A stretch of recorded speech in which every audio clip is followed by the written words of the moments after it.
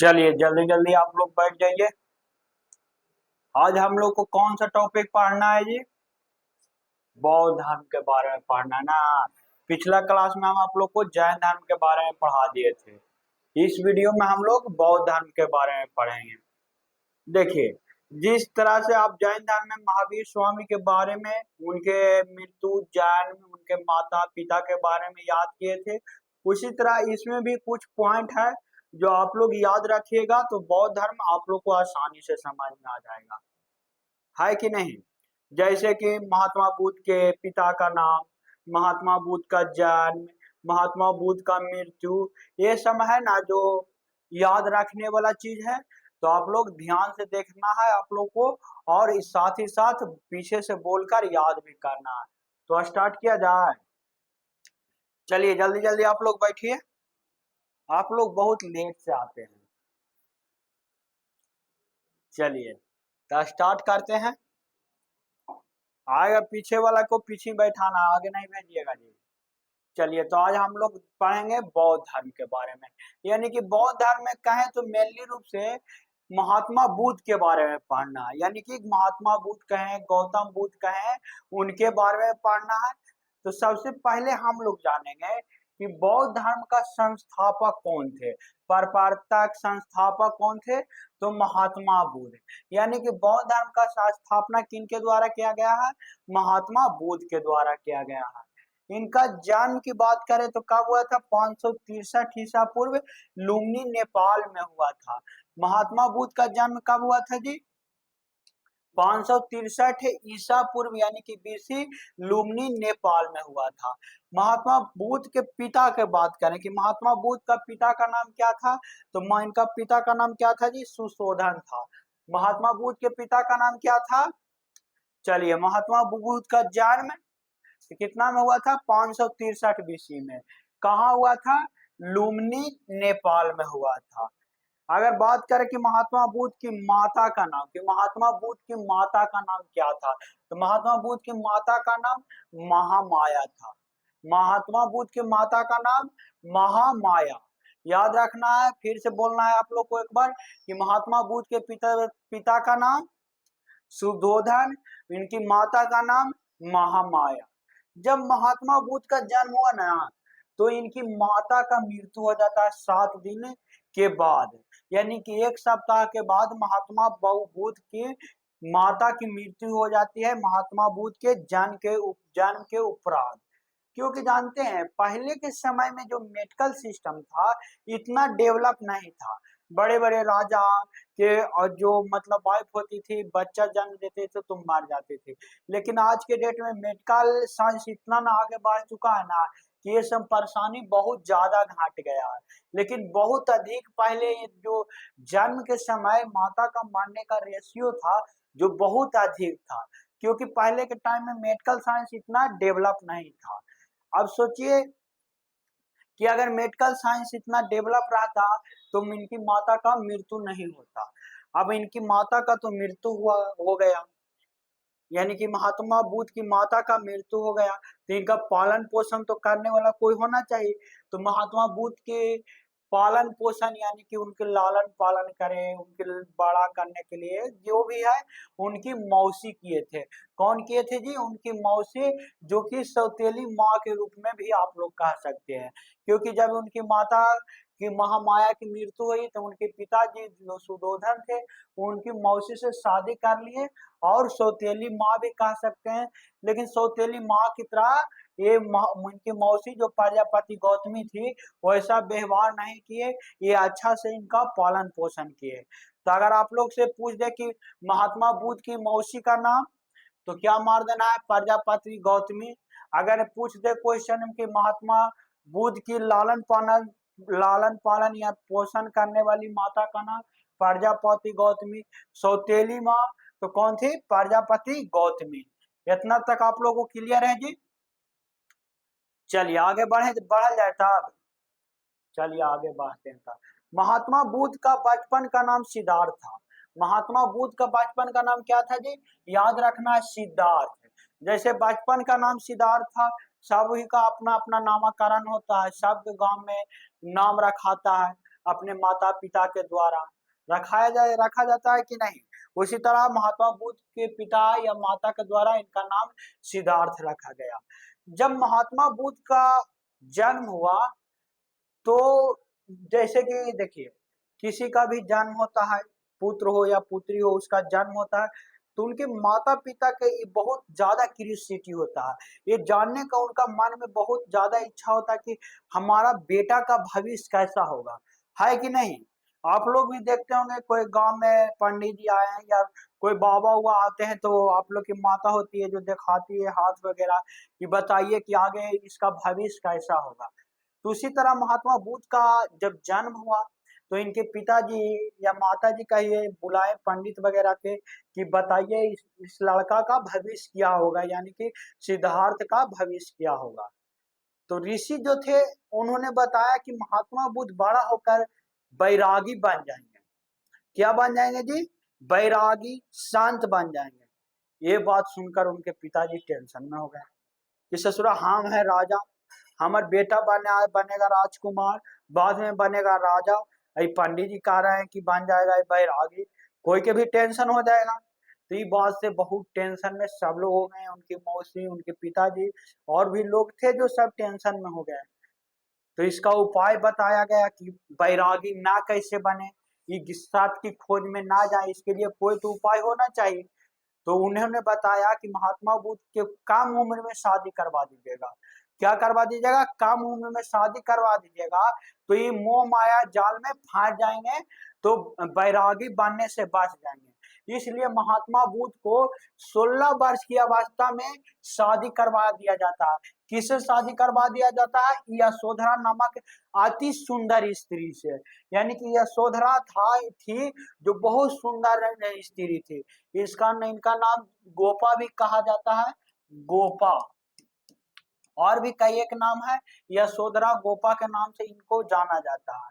यानी कि समझ रहे हैं कि महात्मा बुद्ध बैरागी ना बने, सत्य का खोज ना करें, उनको ज्ञान की प्राप्ति ना हो, इसलिए मोह माया में फंसाया जा रहा है। किस आधार पर? उनको विवाह करवा कर कि विवाह करवा दीजिए, ये मोह माया में फंस जाएगा, उसके बाद तो कोई उपाय नहीं है। इसलिए तुम लोग को भी कहते हैं कि मोह माया से दूर रहना है, तभी ज्ञान की प्राप्ति होगी, अपना लक्ष्य को टारगेट है जिसको अचीव कर पाएगा। लेकिन तू लोग ससुरा ये तो करेगा नहीं, करेगा जी? तू लोग तो बाह्य से मोह माया जाल में फंसा रहता है कि ना। एक आध गो बकलोलिया के फंसा लेता है, उसके फेर में उसको खाना खाया ना खाई की ऊ की, ये समय दिन भर लगा रहता है, नहीं लगा रहता। तू लोग बहुत जोर तोड़ से लगा रहता है। चलो ध्यान देना, महात्मा बुद्ध का बचपन का नाम क्या था? सिद्धार्थ है। महात्मा बुद्ध का जन्म कब हुआ? 563 बीसी में। महात्मा बुद्ध का बचपन का नाम सिद्धार्थ। महात्मा बुद्ध के कितने वर्ष की अवस्था में महात्मा बुद्ध का शादी हो गया? कितने वर्ष की अवस्था में? 16 वर्ष की अवस्था में। इनकी पत्नी का नाम यशोधरा। अगर पत्नी का नाम पूछे तो क्या है? यशोधरा। आप लोग ध्यान दीजिएगा, महावीर स्वामी के पत्नी का नाम क्या था? यशोदा। इनकी पत्नी का नाम यानी महात्मा बुद्ध का पत्नी का नाम यशोधरा। देखो एगो एम बाई पैटर्न में देखो, एम से महावीर स्वामी, बाई से यशोदा, एम से महात्मा बुद्ध, बाई से यशोधरा, है कि नहीं। एम से मोदी जी, बाई से यशोदा बेन, यानी कि तीनों आदमी का शादी हुआ। जैसे कि मोदी जी, इनका पत्नी का नाम क्या था? यशोदा बेन था। यानी कि तीनों आदमी का नाम शुरू एम से हुआ और तीनों की पत्नी का नाम बाई से शुरू हुआ और तीनों का पत्नी नहीं रही। यानी कि मोदी जी की भी पत्नी मतलब जिंदा है लेकिन अलग रहती है। अब बताना आप जिंदा है कि नहीं। ये भी पत्नी को छोड़ दिए, ये भी छोड़ दिए, ये भी छोड़ दिए और तीनों धर्म चक्र परिवर्तन बने, यानी कि युग परिवर्तन बने, कि यानी कि जिस युग में अपना अपना योगदान दिए उस युग का परिवर्तक बने। जैसे कि मोदी जी जब से आए हैं तब से देखिए भारत विकास की ओर अग्रसर हो रहा है, लेकिन पेपर भी लीक हो रहा है, ये सही बात है। पेपर ऊपर तो लीक होते रहता है, नीट को हो या कोई चीज को हो, पेपर ऊपर तो लीक होते रहता है, लेकिन तभी मतलब ये कहें कि जिसका जिसका एम से शुरू होता है वो धर्म चक्र यानी कि युग परिवार तक बनते हैं। चलिए आगे बढ़ते हैं हम लोग। महात्मा बुद्ध का पुत्र का नाम राहुल था। महात्मा बुद्ध के पुत्र का नाम क्या था जी? याद रखना, महात्मा बुद्ध के पुत्र का नाम राहुल था। जब महात्मा बुद्ध का शादी उदी हो गया, सब चीज हो गया, पुत्र उत्र के प्राप्ति हो गया, तो इनको नगर घूमने का मन किया।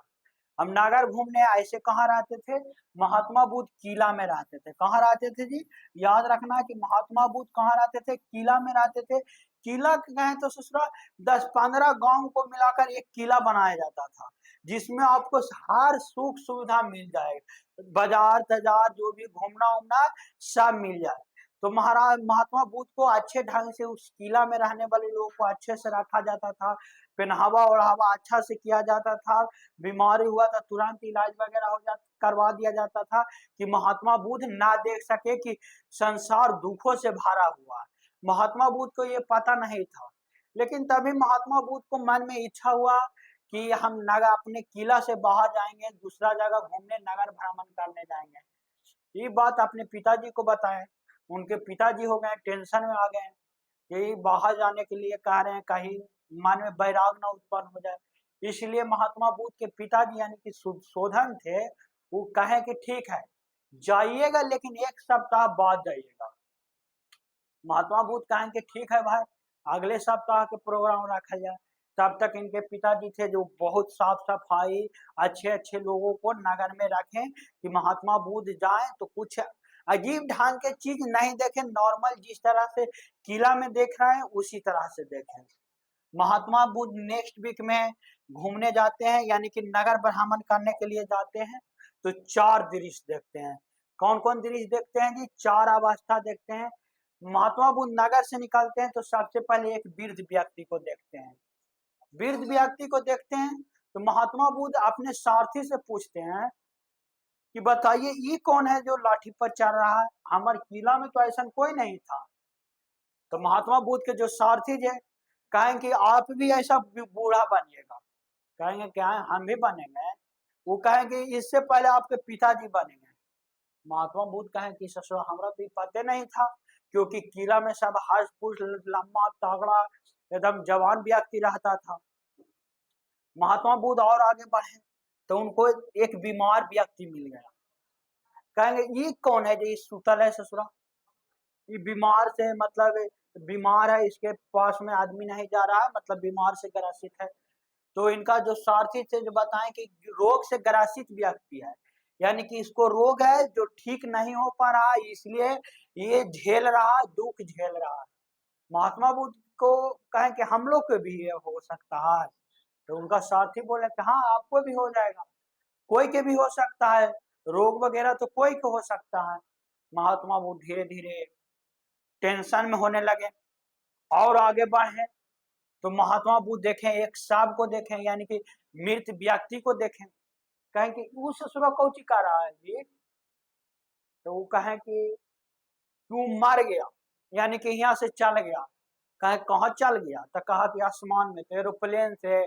तो कहे कि ना इसको यमराज लेके चल गए, इसका अंतिम समय हो गया, इसका मृत्यु आ गया, ये धरती पर इसका जीवन खत्म हो गया।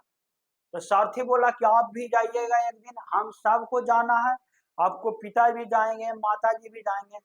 महात्मा बुद्ध के मन में वैराग उत्पन्न होने लगा कि ससुरा हाँ बूढ़ा होने हैं, बीमार पड़ना है, मानती में मरने हैं। और आगे बढ़े तो एक सन्यासी को देख लिया। अभी इनको देख के महात्मा बुद्ध का है कि बड़ी पसंद लग रहा है जी, ये खुश मिजाज है या शांति से बैठकर तपस्या कर रहा है, इसका मन शांत है। तो उनका सारथी बताएं कि ये तपस्वी है, यानी कि सन्यासी है। क्या है जी? क्या है ये सन्यासी है। ये पूरा पूर्णतः अपने जीवन के सभी चीजों को त्याग चुके हैं, क्योंकि ये सभी सत्य को जानते हैं कि हम लोग को मारना है, ये है बूढ़ा होना है, बीमार भी पड़ना है, मारना भी एक दिन है। इसलिए हम क्यों ढेर नाटक करें, कि हम लोग क्यों ढेर नाटक करें, ये शांति से अपना जीवन जी लेते हैं। तो महात्मा बुद्ध को इस सबसे ज्यादा प्रभावित किया। कौन किया जी? ये सबसे ज्यादा प्रभावित किया। महात्मा बुद्ध इसको देखकर पूरा बैरागी बन गए, यानी कि उनका मन में बैराग उत्पन्न हो गया। ये सब दृश्य देखकर महात्मा बुद्ध घर गए। कहाँ गए जी? घर गए। और घर जाने के बाद महात्मा बुद्ध अपने पिताजी को बताए कि हमको भी सन्यासी बनना। उनके पिताजी कहें कि लो, जे बतिया से डर था वो हो ही गया। पूरा इनका घर वाला टेंशन हो गया। महात्मा बुद्ध जिद धैले थे कि हमको सन्यासी ही बनना है, ये मोह माया का जीवन हमको त्यागना होगा, हम सत्य की खोज में बाहर जाएंगे। अब इस बात से सभी लोग टेंशन में आ गए तभी महात्मा बुद्ध गृह त्याग कर दिए, यानी कि सबको कहला पर भी महात्मा बुद्ध गृह त्याग कर दिए। इससे ज्यादा सबसे ज्यादा उनका पत्नी को टेंशन हुआ, क्योंकि पत्नी जो होती है, जो पति के आधार पर ही अपना जीवन में रहती है और घर में रहती है। इनकी पत्नी इनका जो पुत्र था राहुल, उसको दरवाजा पर सुला दी थी कि आप इसको लांग के नहीं जा सकते, लेकिन महात्मा बुद्ध लांग कर घर त्याग कर देते हैं। कितने वर्ष की अवस्था में जी? ये याद रखना, 29 वर्ष की अवस्था में। महात्मा बुद्ध गृह त्याग कितने वर्ष की अवस्था में करते हैं? तो 29 वर्ष की अवस्था में करते हैं। ये बात को याद रखना। महात्मा बुद्ध घर त्याग कितने वर्ष की अवस्था में करते हैं? 29 वर्ष की अवस्था में घर त्याग कर देते हैं, जिसे महाविनिष्क्रामन के नाम से जाना जाता है। जिसे किस नाम से जाना जाता है? महाविनिष्क्रामन के नाम से जाना जाता है। अगर आप लोग से पूछ दे क्वेश्चन कि महात्मा बुद्ध घर त्याग कितने वर्ष की अवस्था में किए थे? 29 वर्ष की अवस्था में, जिसे किस नाम से जाना जाता है जी? गृह त्याग, यानी कि महाविनिष्क्रामन के नाम से जाना जाता है। जिसे किस नाम से जाना जाता है? महाविनिष्क्रामन के नाम से जाना जाता है। चलिए आगे देखते हैं। महात्मा बुद्ध 29 वर्ष की अवस्था में घर त्याग कर दिए। अब सत्य की खोज करने, यानी कि ज्ञान प्राप्ति के लिए तो गुरु का आवश्यकता है। जिस तरह से तू लोग को ज्ञान प्राप्ति करने के लिए गुरु की आवश्यकता है, हम भी पढ़े तो हम लोग को भी गुरु के द्वारा ही शिक्षा दिया गया। तो इसी तरह महात्मा बुद्ध के जो सबसे पहला गुरु बने गृह त्याग के बाद, कौन बने? आलर कलाम बने, जो कि सांख्य दर्शन का इनको शिक्षा दिए। कौन बने जी? आलर कलाम, जिन्होंने कौन सा किस चीज का शिक्षा दिए? सांख्य दर्शन का, वैशाली में। इनका महात्मा बुद्ध के ये क्या बने? प्रथम गुरु। अगर आप लोग से पूछ दे क्वेश्चन कि महात्मा बुद्ध का प्रथम गुरु कौन बने गृह त्याग के बाद, तो कौन बने? आलर कलाम। आलर कलाम से कौन सा शिक्षा लिए महात्मा बुद्ध? सांख्य दर्शन के। कहा लिए जी? तो वैशाली में। इनका दूसरा पुत्र बने रुद्रक रामपुत्र। कौन बने दूसरा गुरु? रुद्रक रामपुत्र, जिनसे इन्होंने योग दर्शन का शिक्षा लिया। कहाँ? राजगृह में। ये बुद्ध के द्वितीय गुरु थे। कौन थे? बुद्ध के द्वितीय गुरु थे। याद रखना है, महात्मा बुद्ध के पहला गुरु आलर कलाम, दूसरा गुरु रुद्रक रामपुत्र, जिनसे योग दर्शन की शिक्षा लिए। महात्मा बुद्ध जब शिक्षा ग्रहण कर रहे थे, यानी कि जब शिक्षा आप ही लोग पढ़ रहे हैं, तो आपका भी मित्र बन जाता है कि ना? और जैसे आप लोग जैसे आगे वाला 5 चारों बैठल है, तो ये चारों बैठल है तो एक दोस्ती का रिश्ता हो जाता है। तू कहाँ से आता है भाई, कहाँ जाता है पढ़ने, इस तरह से दोस्ती हो जाता है। तो महात्मा बुद्ध को भी इन दोनों से शिक्षा ग्रहण करते समय 5 मित्र इनको बने, और पांचों मित्र जाकर सारनाथ में, सारनाथ कहाँ है जी? याद रखना है आप लोग को, यूपी में है।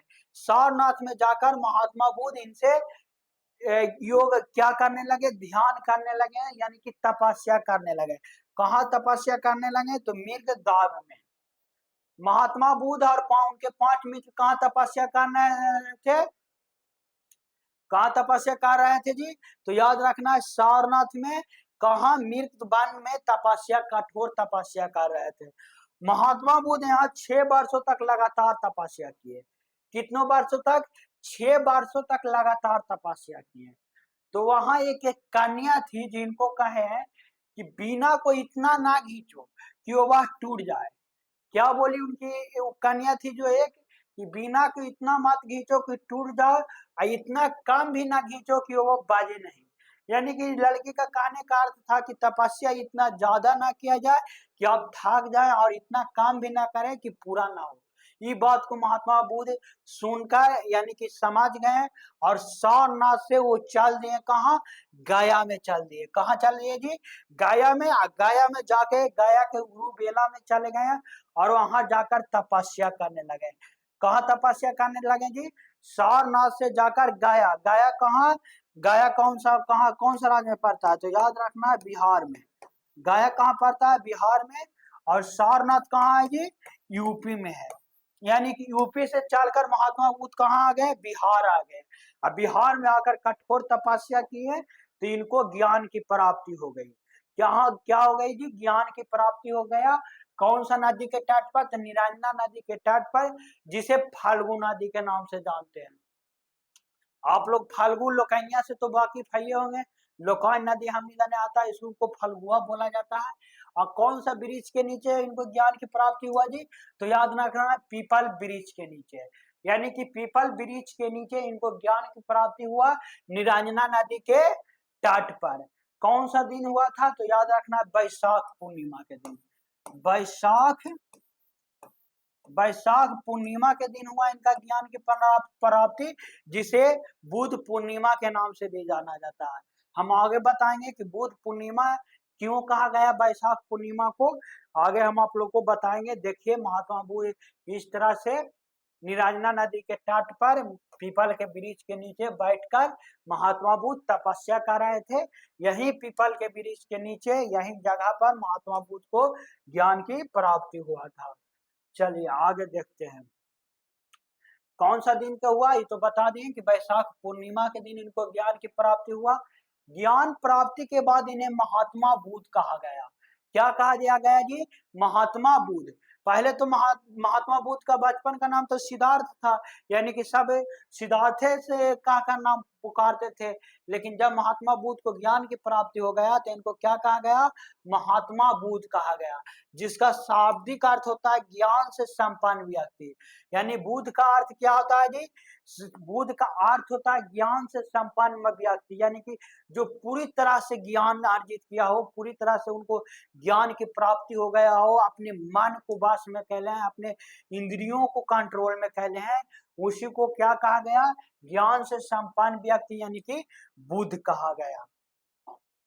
तो आप लोगों को पता चला कि महात्मा बुद्ध को बुद्ध क्यों कहा गया, क्यों कहा गया, ज्ञान प्राप्ति के बाद। चलिए इतना तक दिक्कत है कोई, बोलिए जल्दी जल्दी। महात्मा बुद्ध को ज्ञान की प्राप्ति कहाँ हुआ, चलिए गया।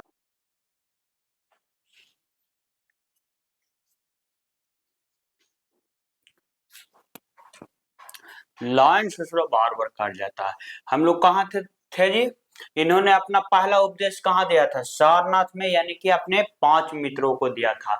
किन्हें दिए थे जी, अपने 5 मित्रों के। सर्वाधिक उपदेश के बात करें, यानी कि महात्मा बुद्ध को ज्ञान की जब प्राप्ति हुआ तो सबसे ज्यादा उपदेश कहाँ दिए, तो श्रावस्ती में जो दिए, जो कि कौशल देश की क्या थी, राजधानी थे। महात्मा बुद्ध सबसे ज्यादा उपदेश कहाँ दिए, तो कहाँ दिए, तो याद रखना श्रावस्ती में दिए, जो कि कौशल देश की राजधानी थी। कौन सी भाषा में दिए, तो पाली भाषा में। भाषा याद रहेगा, कौन सा भाषा में दिए, पाली भाषा में। अगर महात्मा बुद्ध के बारे में अगर पूछ दे आप लोग से कि महात्मा बुद्ध के द्वारा सबसे ज्यादा उपदेश कहाँ दिया गया, तो कहाँ दिया गया जी, श्रावस्ती में। चलिए ठीक है, अगर पूछ दिया जाए कि महात्मा बुद्ध ने सब कौन सी भाषा में ज्ञान को बांटा, यानी कि उपदेश को बांटा, तो कौन सी भाषा में, पाली भाषा में। चलिए आगे चलते हैं। जब श्रावस्ती में महात्मा वो धीरे धीरे आगे बढ़ रहे थे, उपदेश देते हुए, लोगों को समझाते हुए, तो इनको एक आंगुली माल डाकू मिल गया। कौन मिल गया जी, आंगुली माल डाकू मिल गया। इनको भी इन्होंने शिक्षा दिया कहाँ, श्रावस्ती में। आंगुली माल डाकू एक ऐसा डाकू था जो ससुरा लूटता था तो कि हाथे आंगुली काट देता था। क्या करता था, आंगुली काट के रख लेता था, लूटता और आंगुली काट के रख लेता था। इसने प्रण लिया था, यानी कि टारगेट लिया था कि 1000 लोगों का मैं आंगुली काटूंगा। कितना लोगों का? 1000 लोगों को, जिसमें 999 को काट चुका था। 999 के हुए अंगुली काट चुका था, एक और बच रहा था। तो महात्मा बुद्ध इसकी ओर बढ़ रहे थे। तो जब महात्मा बुद्ध इसकी ओर जा रहे थे तो सभी लोग महात्मा बुद्ध को समझाया कि आप वहां नहीं जाइए, वहां अंगुली माल डाकू रहता है। तो महात्मा बुद्ध तो ज्ञान से भरे व्यक्ति, कहें कि हमको उससे क्या डर है, उसको जाएंगे तो समझाएंगे, मतलब अपना ये सोचकर महात्मा बुद्ध आगे बढ़ रहे थे। जब अंगुली माल डाकू इनको बीच रास्ता में मिलता है तो अंगुली माल डाकू इनको लूटने का प्रयास नहीं करता है, जो इनको समझाता है कि आप चले जाइए, हम बहुत खतरनाक डाकू हैं इस तरह से। लेकिन महात्मा बुद्ध उसकी ओर आगे बढ़ते रहते हैं, धमकाते रहता है कि देखिए हम अंगुली माल डाकू हैं, हमसे सब डरता है, ये वो अपना व्याख्यान करते रहता है। लेकिन महात्मा बुद्ध शांत स्वर में, शांत व्यक्ति आराम से उसकी ओर बढ़ते रहते हैं। महात्मा बुद्ध जब आगे उसकी ओर बढ़ते रहते तो अंगुलीमाल ससुरा सोचता है कि हमको से पूरा इस समाज डरता है, ये कौन आगे है जो हमको से डर भी नहीं करते हैं और हमके ओर आ रहा है, आगे बढ़ा। तो अंगुलीमाल डाकुए डरने लगा कि लगता है हमसे बड़ा कोई व्यक्ति है या कुछ ज्ञान बुद्धि में बड़ा है। तो महात्मा वो तो बड़ा है ये थे।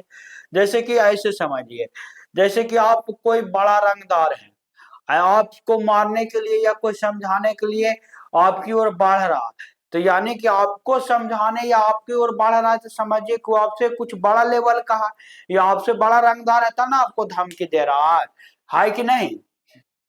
यही सोचकर महात्मा बुद्ध अंगुलीमाल डाकू सोचा और रुक गया।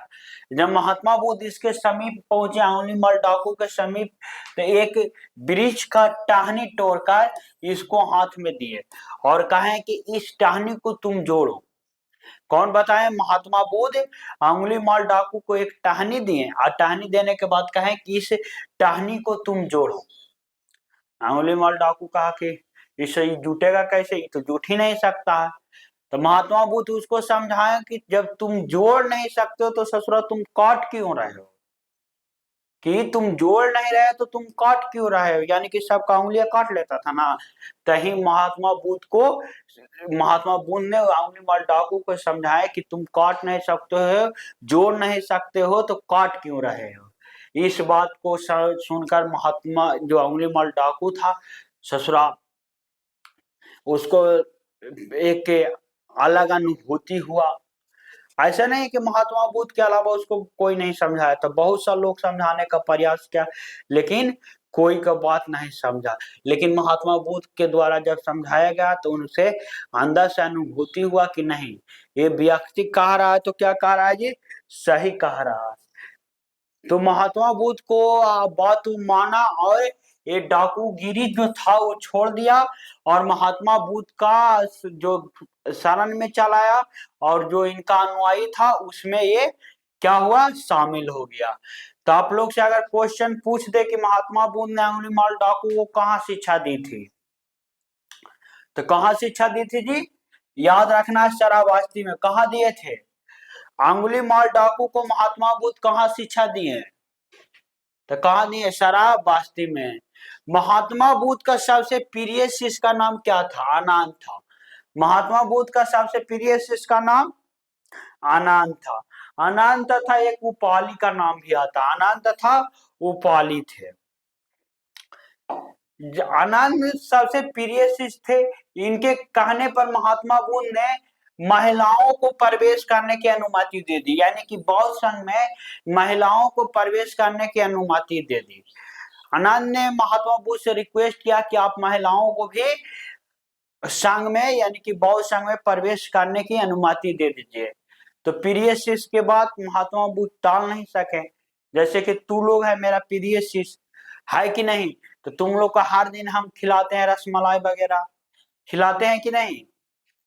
नहीं खिलाते, कहा दो के खिलाते हैं नहीं खिलाते। अच्छा एक आध दिन मिश्री बंटवा देंगे, कटा हुआ मिश्री, ठीक है। उसी तरह महात्मा बुद्ध ने क्या इनको अनुमति दे दी कि ठीक है महिलाओं को प्रवेश दिया जाए इनके कहने पर। उसी समय महात्मा बुद्ध ने कह दिए थे कि अब ये बौद्ध धर्म ज्यादा दिन तक नहीं चलेगा, क्योंकि स्त्री का प्रवेश करने से मोह माया में फिर सब लोग फंस जाएगा, है कि ना। इसलिए महात्मा बुद्ध पलाही कह दिए थे कि अब बौद्ध धर्म ज्यादा नहीं चलेगा। अब महात्मा बुद्ध का यानी कि बौद्ध संघ को अपनाने वाली पहली महिला का नाम क्या था? पहली महिला का नाम क्या था? गौतमी था। गौतमी थी यानी कि इनकी माता। और दूसरी महिला आम्रपाली थी। आम्रपाली थी जो नचनिया थी, यानी कि डांसर थी, उस समय डांस करती थी। तो पहली महिला कौन थी?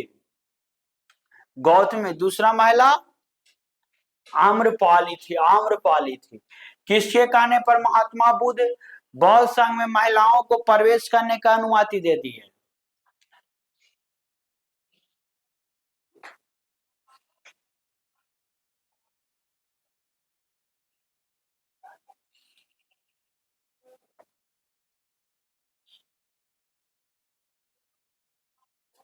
किसके कहने पर दिए जी?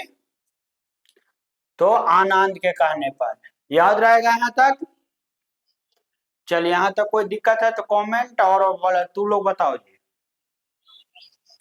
चलिए, कोई दिक्कत नहीं, आगे बढ़ा जाए। तब बौद्ध धर्म अपनाने वाला पहला पुरुष का नाम था तपियु, अतः क्या था? मल्ली। बौद्ध धर्म अपनाने वाला पहला पुरुष तपियु और मल्ली था। महात्मा बुद्ध ने, चलो ऊपर कर दिया जाए इसको, ऐसा सुराग का हो गया इसका। महात्मा बुद्ध ने कहा कि मेरे उपदेशों को अंधविश्वास के रूप में मत मानो, बल्कि तर्क के आधार पर अपनाओ। यानी कि महात्मा बुद्ध ने किसी को अपनाने के लिए प्रेशराइज नहीं किया, प्रेशर नहीं दिया। महात्मा बुद्ध ने कहा कि मेरे उपदेशों को तुम लोग का अपनाना है तो तर्क के अकॉर्डिंग अपनाओ। पहले उसको बारे में पढ़ो, सोचो, अपने जीवन में लागू करके देखो कि उससे फायदा होता है या घाटा होता है। जो हम बात को कह रहे हैं सत्य है क्या सत्य है, यानी कि अपना माइंड से सोचो। जैसे आप लोग पढ़ते हैं या हम पढ़ा रहे हैं या कोई भी टीचर से पढ़ते हैं, तो कब आप पढ़ते हैं कि जब आपको उसकी बातों को समझ में आता है कि नहीं? जब समझ में नहीं आएगा तो आप लोग पढ़िएगा? नहीं पढ़ेगा। यूट्यूब पर तो ढेर वीडियो है, कोई वाला पढ़ लीजिएगा। उसी तरह महात्मा बुद्ध के कहें कि नहीं, आप मेरे से उपदेशों को तब मानो जब तुमको समझ में आए, कुछ बदलाव अपने जीवन में दिखे, तब मानो, नहीं तो नहीं मानो। चलिए आगे पॉइंट देखते हैं। महात्मा बुद्ध के 4 7 वचन थे। कौन कौन से जी? कि संसार दुखों से भरा है। सही बात है। संसार क्या चीज से भरा हुआ है जी? दुखों से भरा हुआ है। और सबसे ज्यादा दुख उसको मिलता है जिसको गर्लफ्रेंड होती है। इसलिए इस दुख से बचना है तो उसको छोड़ दो। दूसरा है, सभी दुखों का कोई ना कोई कारण अवश्य है। यानी कि सभी दुखों का कारण है, बिना कारण के दुख हो सकता है जी? ना हो सकता है। जैसे देख दो, ये कौन है? गौतम है। गौतम नहीं, इसका रमेश शायद नाम है। रमेश ने नाम है। हाँ, रमेश का गर्लफ्रेंड मान लिया ये छोड़ दो, तो इसको दुख होगा। तो दुख का कोई कारण था ना जी, कि इसका गर्लफ्रेंड ने छोड़ दिया तो इसको दुख हुआ। दुखों का सबसे बड़ा कारण इच्छा।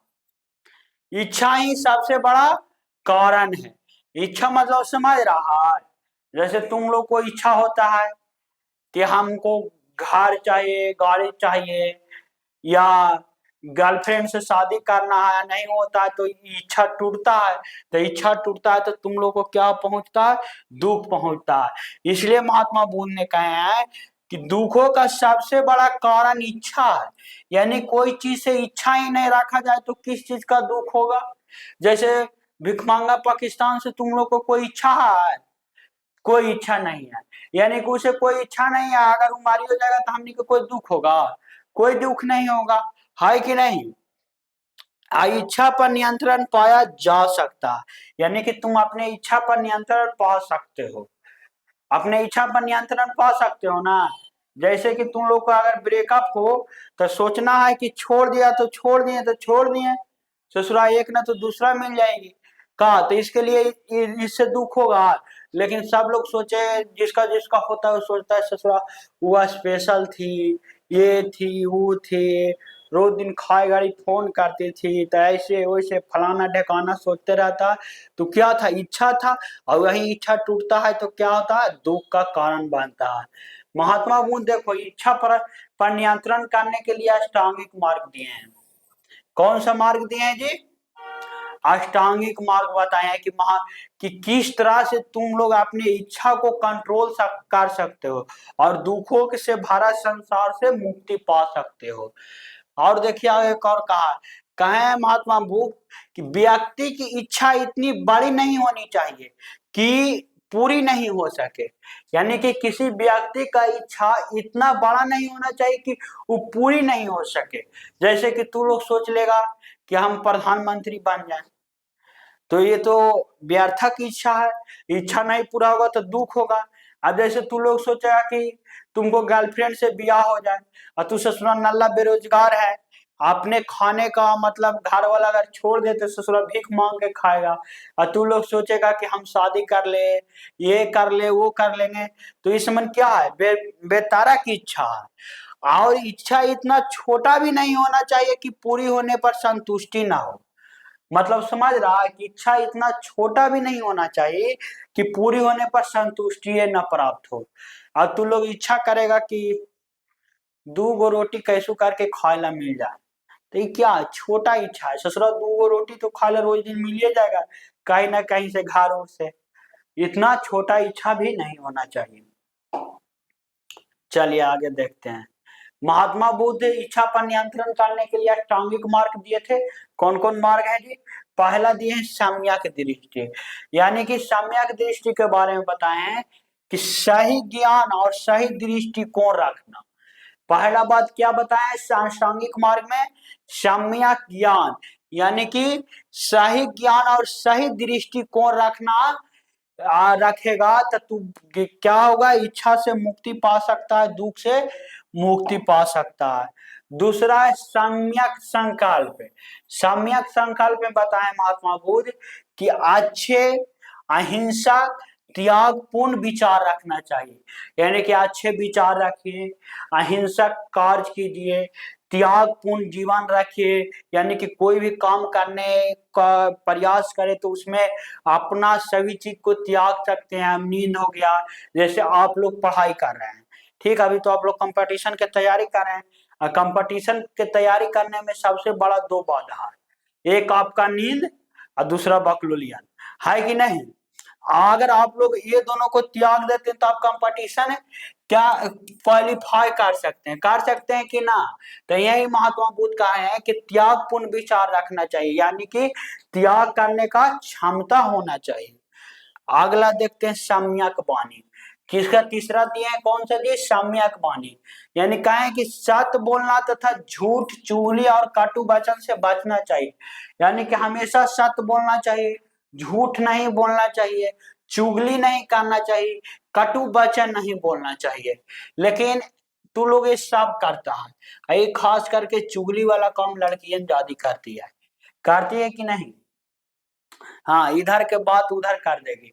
जैसे चुगली मतलब समझ रहा, जैसे लड़कियन के कोई एगो बात बता दो और उसको कहना ना कि अपना सहेली को नहीं बताना, तो क्या करेगी, उसको बताएगी कंफर्म, ये तो कंफर्म बात है कि बताएगी, और वो अंतिम में बोलेगी नहीं उसको कि तुम किसी से मत कहना, तुम किसी से नहीं कहना।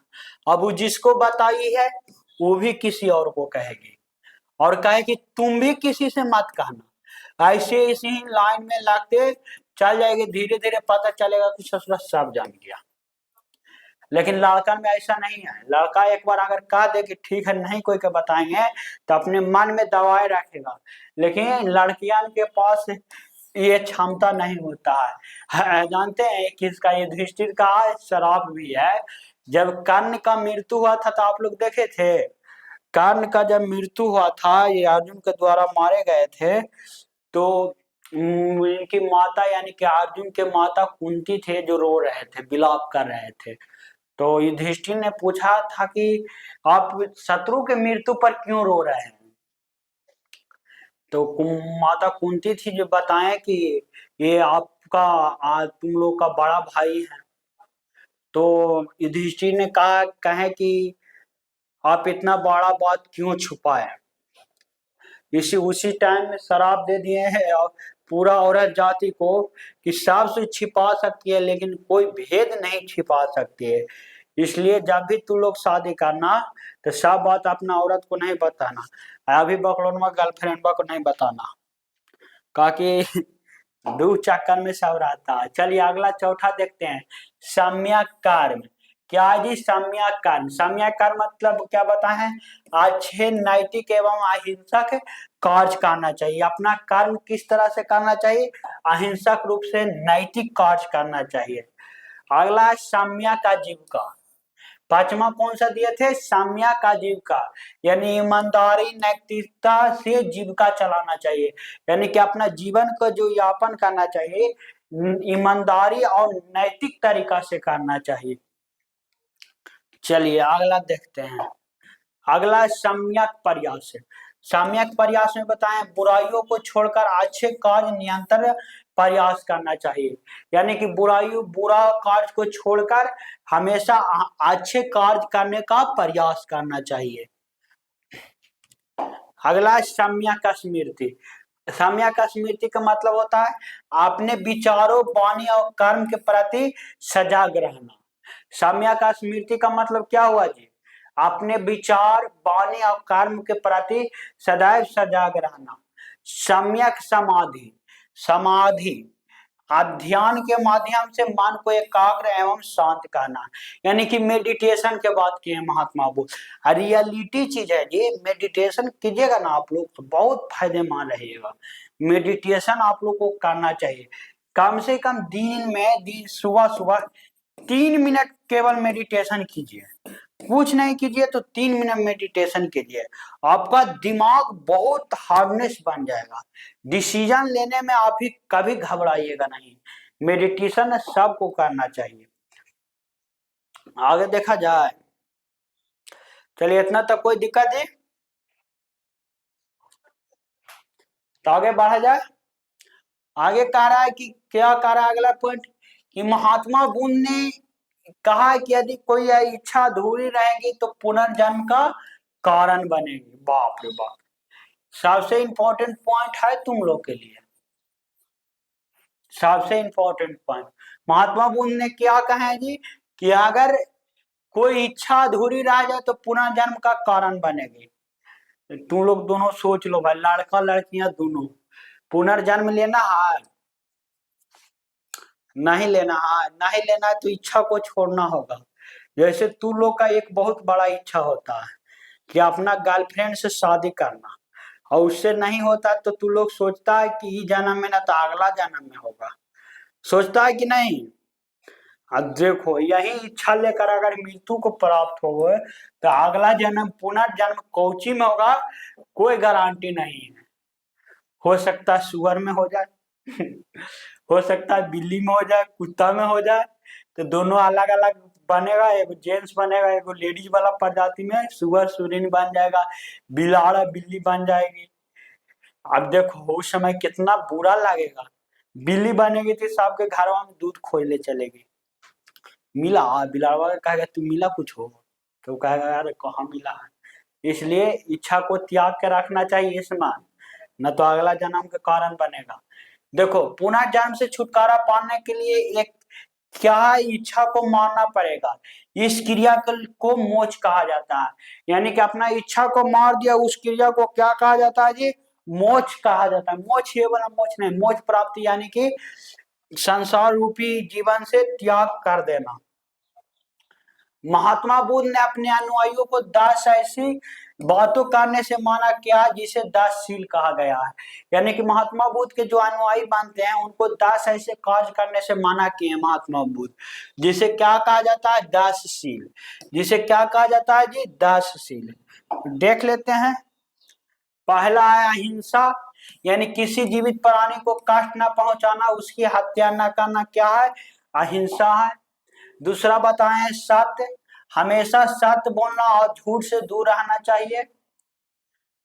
तीसरा अस्तेय, यानी कि चोरी ना करना, किसी दूसरे की वस्तु के बिना उसकी अनुमति लेना नहीं ले उठाना चाहिए।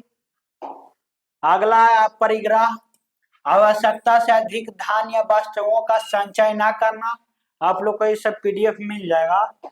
अगला ब्रह्मचर्य या क्या लिखा है, व्याधि विचार से दूर रहना, यानी कि पवित्र जीवन जीना और इंद्रियों का पर नियंत्रण रखना। अगला नृत्य और गान का त्याग करना, यानी तड़कते भड़कते मनोरंजन, नाच गाने और संगीत से दूर रहना। देखता है भोजपुरिया गाना में कितना तड़कते भड़कते रहता है। सुगंधित पदार्थों का त्याग करना, यानी कि शराब हो गया, इत्र हो गया, सेंट, अन्य श्रृंगार सुगंधित चीजों का उपयोग न करना। ये महात्मा बुद्ध अपने अनुयायियों को बता रहे हैं। 8वां असमय भोजन का त्याग करना, बिना समय के, विशेषकर दोपहर या रात को बेवक्त भोजन न करना, यानी कि रात भर खाते नहीं रहना चाहिए। दोपहर के पहले खाने का भी एक नियम होना चाहिए। कोमल यानी कि सुखदायक बिस्तर का त्याग करना, यानी कि आरामदायक गद्देदार ऊंचे बिस्तर पर ना सोकर साधारण जमीन या चटाई पर सोना चाहिए। महात्मा बुद्ध ये नोमा में 10 में अपने अनुयायियों को बताए हैं। 10वां क्या बताएंगे? कांचन यानी कि सोना चांदी का त्याग करना, धान सोने चांदी या कीमती धातु का अपने पास ना रखना, दान ना लेना, यानी कि दान में नहीं लेना। सोने चांदी ये सब चीजों को अपने अनुयायियों को महात्मा बुद्ध कहे कि सोना हो चांदी हो धान हो ये सब का दान कभी नहीं लेना चाहिए। चलिए आगे देखते हैं। महात्मा बुद्ध ने 3 दर्शन दिए थे। महात्मा बुद्ध ने कितना दर्शन दिए हैं? 3 दर्शन दिए हैं। पहला अनेश्वरवाद का, यानी कि अर्थात ईश्वर का कोई अस्तित्व नहीं है। महात्मा बुद्ध अनेश्वरवाद का सिद्धांत दिए हैं और कहे हैं कि ईश्वर का कोई अस्तित्व नहीं है, ईश्वर कोई नहीं है। दूसरा दिए हैं शून्यवाद, कोई व्यक्ति सर्वोपरि नहीं है, सर्वशक्तिमान नहीं है, सब मनुष्य एक साधारण व्यक्ति है कि नहीं। पहला क्या दिया? अनेश्वरवाद का सिद्धांत, अर्थात ईश्वर का कोई अस्तित्व नहीं है। दूसरा शून्यवाद का सिद्धांत दिए हैं, दर्शन दिए हैं। इसमें कहा है कि कोई व्यक्ति सर्वोपरि नहीं है, न सर्वशक्तिमान है। क्षणिकवाद, संसार की सभी वस्तुएं कुछ समय के लिए इनका विनाश निश्चित है, अर्थात सभी वस्तुएं क्या है? क्षणिक है। ये जीवन हो चाहे कोई भी वस्तु हो संसार में सब क्षणिक है, यानी कि सब का अंत होना फिक्स है। चलिए अगला देखते हैं। बौद्ध धर्म के 3 प्रमुख सिद्धांतों को त्रिरत्न कहते हैं। महात्मा बुद्ध ने बौद्ध धर्म के लिए 3 सिद्धांत दिए थे जिसे त्रिरत्न कहते हैं। कौन कौन है? बुद्ध संघ धम्म। त्रिरत्न महात्मा के बुद्ध के द्वारा कौन कौन सिद्धांत दिए गए थे? त्रिरत्न, जिसमें कौन कौन आते हैं? बुद्ध संघ और धम्म, बुद्ध संघ और धम्म। चलिए आगे देखते हैं। महात्मा बुद्ध का सबसे पहले शिक्षा का संकलन त्रिपिटक में किया गया था, जिसे बौद्ध धर्म का त्रिपिटक कहा जाता है।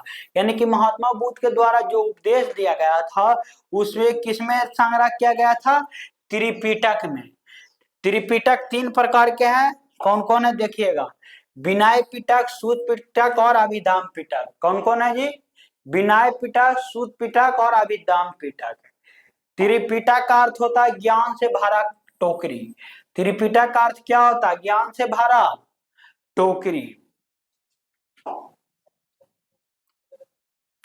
बौद्ध धर्म में प्रवेश करने का आयु 15 साल है, यानी कि आप 15 वर्ष के हैं तो बौद्ध धर्म में आप लोग प्रवेश कर सकते हैं। आप लोग का उम्र लगभग 15 साल से सभी का पार है, कोई 15 साल के नीचे के नहीं है। बुद्ध ने अपने जीवन काल में संघ का प्रमुख देवदत्त को बनाना चाहते थे। अपने बौद्ध संघ का प्रमुख अपने किसे बनाना चाहते थे? देवदत्त को बनाना चाहते थे। आगे देखते हैं। महात्मा बुद्ध उपदेश देते हुए पावापुरी पहुंच गए, जहां एक जैन भिक्षु चंद्र ने सुकर मांस यानी कि कहा जाता है सुअर का मांस या जहरीली मशरूम खिला दिया। यानी कि महात्मा बुद्ध उपदेश देते हुए पावापुरी पहुंच गए। कहाँ पहुंच गए जी? पावापुरी पहुंच गए, जहां एक जैन भिक्षु चंद्र ने इन्हें सुकर मांस यानी कि सुअर का मांस या जहरीली मशरूम खिला दिया, जिसके वजह से महात्मा बुद्ध का तबीयत खराब होने लगा और इन्हें तबीयत बिगाड़ने के कारण इन्हें डायरिया हो गया। क्या हो गया जी? डायरिया हो गया। डायरिया होने के कारण यूपी के माल महाजनपद में स्थित कुशीनगर में, कहा जी? यूपी के माल महाजनपद में स्थित कुशीनगर में उनकी मृत्यु हो गई, जिसे महापरिनिर्वाण के नाम से जाना जाता है। महापरिनिर्वाण के नाम से। कब इनका मृत्यु हुआ था? 483 बीसी में। मृत्यु नहीं कह सकते हैं, इन्हें महापरिनिर्वाण कहा जाता है। महात्मा बुद्ध का मृत्यु यानी कि महापरिनिर्वाण कब हुआ? तो याद रखना 483 बीसी में। और कहाँ हुआ था जी? यूपी माल महाजनपद में। यूपी माल महाजनपद में। इनका अंतिम संस्कार माल महाजनपद के राजाओं ने धूमधाम से किया। यानी कि माल में इनका जब मृत्यु हुआ तो वहां के राजा इनका अंतिम संस्कार पूरे पूरे पूरे मतलब विधिवत इनका अंतिम संस्कार किए। महात्मा बुद्ध के मृत्यु के बाद अस्थियों को 8 अलग अलग स्थानों पर दफनाया गया, जिसे अष्ट अष्ट कहा क्या कहा जाता है? महास्थान कहा जाता है। यानी कि महात्मा बुद्ध के मृत्यु के बाद इनके अस्थियों को कहाँ कहाँ दफनाया गया? अष्ट महास्थान में दफनाया गया। गौतम बुद्ध ने अपने जीवन के अंतिम वर्ष ऋतु वैशाली में बिताया था। गौतम बुद्ध ने अपने अंतिम वर्ष ऋतु कहाँ अपनाया जी? बिताया जी वैशाली में, याद रखना है। महात्मा बुद्ध की मृत्यु 483 बीसी में हुआ है, ये तो हम अभी आप लोगों को बताएं। कितना में? 483 बीसी में हुआ। इनके मृत्यु के बाद बौद्ध धर्म के प्रचार प्रसार के लिए बौद्ध संगीति का आयोजन किया गया। इनकी महात्मा बुद्ध की मृत्यु के बाद इनका जो धर्म था बौद्ध धर्म, उसको प्रचार प्रसार के लिए 100 वर्षों के अंतराल पर क्या किया गया जी? बौद्ध संगीतियां करवाई गई। पहला बौद्ध संगीति कब करवाया गया? 483 बीसी में। 483 बीसी में, याद रखना है। पहला बौद्ध संगीति कब करवाई गई है? 483 बीसी में। देखिए इस तरह से बौद्ध संगीतियां हुई थी।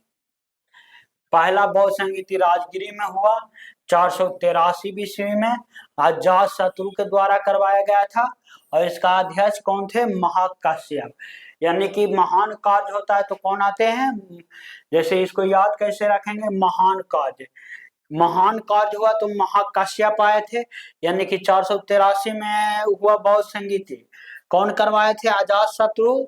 और कौन सा कार्य करवाए थे? महात्मा बुद्ध के धर्म को प्रचार प्रसार करवाने के लिए महान कार्य कर रहे थे, तो महान कार्य से महाकाश्यप को याद रखेंगे। दूसरा हुआ वैशाली में 383 बीसी में। अंतराल कितना हुआ? 100 साल के। कब हुआ? 383 में काला शोक के द्वारा करवाया गया था, जो कि शिशुनाग वंश से ताल्लुक रखता था। इसमें सावक मीर के का नाम दाता है। शामकी सावक मीर कौन थे? करवाए थे जी? सावक मीर। यानी कि दूसरा वही कार्य करवाया जाए तो सबको पता चल जाता है। सावक मीर यानी कि सबको पता चल गया। तो दूसरा अध्यक्ष कौन थे? सावक सावक मीर थे। चलिए तीसरा देखते हैं, पाटलिपुत्रा में हुआ 251 बीसी में, अशोक के समय। मोगली पुतिष्ट कौन थे? मोगली पुतिष्ट। यानी कि मोगली पुतिष्ट थे। यानी कि तीसरा जब बौद्ध संगीति हुआ तो इसको याद कैसे रखेंगे? मोगली से। यानी कि बिना बुलाए लोग भी चलाते हैं। मोगली पुतिष्ट। कुंडलवन में हुआ प्रथम शताब्दी में, कनिष्क के शासन काल में। वासुमित्र इनका क्या थे? अध्यक्ष थे। चलिए आगे देखा जाए, ये याद कर लीजिएगा आप लोग को पीडीएफ के रूप में ये दे दिया जाएगा, आप इसको याद कर लीजिएगा, रट लीजिएगा ना। और देखो, चलिए अगला देखते हैं, चौथी बौद्ध संगीति के बाद बौद्ध धर्म दो भागों में बट गया, यानी कि चौथा संगीति हुआ तो बौद्ध धर्म कितने भागों में बट गया, दो भागों में बट गया। कितनों भागों में बट गया, तो याद रखना दो भागों में बट गया। पहला हीनयान में बट गया। यह महात्मा बुद्ध के उपदेशों को कोई परिवर्तन नहीं किया, यानी कि जो हीनयान के अनुयायी थे, इन्होंने महात्मा बुद्ध के उपदेश जो दिए थे उसमें कोई परिवर्तन नहीं किया। हीनयान अवस्था का विशालता एवं सर्वाधिक विकसित शैलकृत चैत्य गृह में स्थित है। ये श्लोक लिख दिया है। चलिए दूसरा महायान, दूसरा किसमें महायान में बट गया, या महात्मा बुद्ध के उपदेशों को परिवर्तन करके आधुनिक रूप दिया। ये मतलब हीनयान था, याद रखना हीनयान वाले लोग थे जो महात्मा बुद्ध के उपदेशों को बिल्कुल चेंज नहीं किए, लेकिन महायान वाले लोग थे जो महात्मा बुद्ध के उपदेशों को क्या किए, परिवर्तन किए आधुनिक रूप से। और इसको आगे चलकर ये भी बराजियान शाखा में टूट गया। कौन सा शाखा में टूट गया, बराजियानी शाखा में टूट गया। बराजियान शाखा ही बौद्ध धर्म का विनाश का कारण बनी, क्योंकि इन लोगों ने मूर्ति पूजा क्या स्टार्ट कर दिया, मूर्ति पूजा, मद्यपान, वैश्यावृत्ति। जबकि महात्मा बुद्ध ये सभी पर रोक लगाए थे कि मूर्ति पूजा अनेश्वरवाद का सिद्धांत दिए, मद्यपान यानी कि सुगंधित वस्तु, पेय पदार्थ, शराब से मस्त किए, ब्रह्मचर्य का नियम दिए कि स्त्री से मोह माया नहीं रखना चाहिए। लेकिन आगे चलकर बराजियान वाले लोग ये सब अपनाने लगे, जिसके कारण सब क्या हुआ, ये विनाश का कारण बना। चीन तथा थाईलैंड में बराजियान शाखा की अधिकता है, यानी कि चीन तथा थाईलैंड में कौन सा शाखा है जी, तो बराजियान है। बिहार के भागलपुर विक्रमशिला विश्वविद्यालय में बराजियान शाखा की शिक्षा दी जाती थी। इसे धर्मपाल ने बनाया था। बिहार में विक्रमशिला विश्वविद्यालय था भागलपुर में। कहा था, भागलपुर में, जहां बराजियान का शिक्षा दिया जाता था। अगर आप लोग से पूछ दे कि बराजियान शाखा का शिक्षा बिहार के भागलपुर कौन से विश्वविद्यालय में दिया जाता था, तो कौन सा विश्वविद्यालय, विक्रमशिला विश्वविद्यालय। कहा गया, विक्रमशिला विश्वविद्यालय। अगला पॉइंट देखते हैं, नालंदा विश्वविद्यालय में महायान की शिक्षा दी जाती थी, जिसके संस्थापक कुमार गुप्त थे। बख्तियार खिलजी ससुर आकर इसे ध्वस्त कर दिया, इसमें आग लगा दिया था। अदोन्त विश्वविद्यालय बौद्ध धर्म के महायान से संबंधित है, जिसके संस्थापक गोपाल थे। उदयपुरी विश्वविद्यालय बौद्ध धर्म के महायान से संबंधित थे, जिसका संस्थापक कौन थे, गोपाल थे। चलिए बौद्ध धर्म से जुड़े कुछ चिन्ह देख लेते हैं, जैसे कि गर्भ, इनका गर्भ हाथी से था। जब महात्मा बुद्ध गर्भ में तो इसे हाथी से डिनोट किया गया। इनका जन्म कमल से डिनोट किया जाता है। गृह या घोड़ा से, यानी कि महाभिनिष्क्रमण के नाम से जाना जाता है। चलिए आगे देखते हैं, युवा को सांड से कहा जाता है। ऐसी युवा अवस्था को सांड वाला अवस्था कहा जाता है कि नहीं जी। ज्ञान की प्राप्ति बौद्ध वृक्ष, प्रथम उपदेश इन्होंने चक्र, यानी कि जिसे धर्म चक्र परिवर्तन कहा गया। स्मृति को शेर कहा गया, निर्माण को पद चिन्ह कहा गया, मृत्यु को स्तूप जिसे महापरिनिर्माण कहा गया।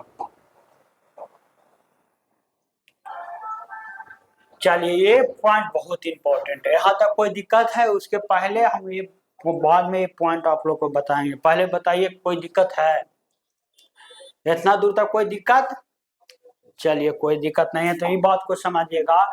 महात्मा बुद्ध का जन्म, ज्ञान की प्राप्ति तथा मृत्यु एक ही दिन हुआ था, अप्रैल महीना में वैशाख पूर्णिमा के दिन। इसलिए इसे बुद्ध पूर्णिमा के, वैशाख पूर्णिमा या बुद्ध पूर्णिमा के नाम से जाना जाता है। यानी कि महात्मा बुद्ध का जन्म, ज्ञान की प्राप्ति और मृत्यु अप्रैल महीना में ही हुआ था। और कौन सा दिन, कौन सा पूर्णिमा के दिन, यानी कि वैशाख पूर्णिमा के दिन ये तीनों घटना घटा था। यानी कि इनका जन्म हुआ, ज्ञान की प्राप्ति हुआ और इनका जो मृत्यु हुआ था वैशाख पूर्णिमा के दिन हुआ था। इसे इसे बुद्ध पूर्णिमा के नाम से जाना जाता है।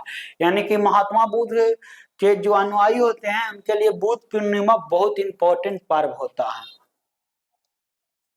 चलिए, ऐसे ससुरा का कहा हो गया जी।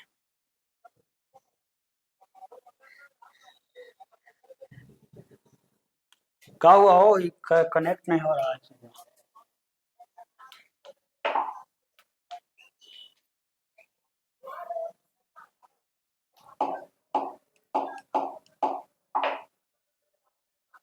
चलो अब आगे देखते हैं बौद्ध धर्म के आगे बढ़ने के कारण, कि बौद्ध धर्म क्यों आगे बढ़ा। तो जैन धर्म की भाषा प्राकृतिक थी जो बहुत ही कठिन थी, जबकि बौद्ध धर्म की भाषा पाली थी जो उस समय के सबसे लोकप्रिय भाषा थी।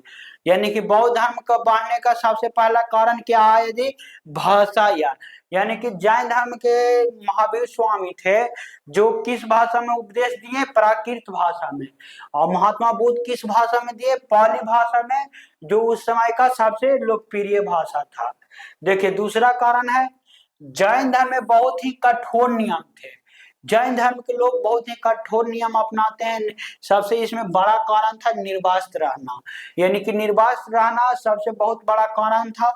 ये लोग भूमि से उपजे मतलब सब्जी होता था, फल होता था, जिसको नहीं खाते थे। जबकि बौद्ध धर्म का नियम सरल था, कोई कठोर नियम नहीं था। जैन धर्म में महिलाओं को सम्मान नहीं दिया गया, जबकि बौद्ध धर्म में महिलाओं को बराबरी का अधिकार दिया गया। अनंत के कहने पर महात्मा बुद्ध ने बौद्ध संघ में महिलाओं का अंदर आना यानी कि प्रवेश करना वर्जित किया था। यानी कि अपनाए थे ना, प्रवेश करने की अनुमति दिए थे ना। चौथा, जैन धर्म पर हम चार तथा हिंसा पर बहुत ही अधिक जोर दिया गया, जबकि बौद्ध धर्म में इस पर उतना ध्यान नहीं दिया गया। यानी कि इसमें गृहस्थ जीवन भी जीकर बौद्ध धर्म आप अपना सकते हैं। अगला है, जैन धर्म में निर्वासित रहने का प्रावधान था जो कि आवश्यक प्रतीत होता था, जबकि बौद्ध धर्म में निर्वासित रहने का प्रावधान नहीं था। जैन धर्म में केवल 2 ही संगीतियां हुई, वो भी 900 वर्ष पर, जबकि बौद्ध धर्म में 4 संगीतियां हुआ 100 वर्ष के अंतराल पर। कितने वर्ष के अंतराल पर जी, 100 वर्ष के अंतराल पर। ये भी एक मुख्य कारण है बौद्ध धर्म को आगे बढ़ने के कारण। जैन धर्म को बड़े बड़े राजाओं का समर्थन नहीं मिल सका। जैन धर्म को मानने वाले प्रमुख राजा चंद्रगुप्त मौर्य, खारवेल थे, जबकि बौद्ध धर्म को बड़े बड़े राजाओं का संरक्षण मिला। बौद्ध धर्म को मानने वाला प्रमुख राजा अशोक, कनिष्क, पाल वंश, चीन एवं पूर्वी एशिया आदि था, इसलिए बौद्ध धर्म ज्यादा आगे बढ़ा। तो चलिए आज इस वीडियो में हम लोग बौद्ध धर्म समाप्त कर दिए। नेक्स्ट वीडियो में हम लोग पढ़ेंगे जैन धर्म के बारे में। नेक्स्ट वीडियो में किसके बारे में पढ़ेंगे जी, जैन धर्म के बारे में पढ़ेंगे। तो आप लोग चैनल पर पहली बार आए होंगे तो चैनल को एक बार सब्सक्राइब और लाइक जरूर कर देंगे।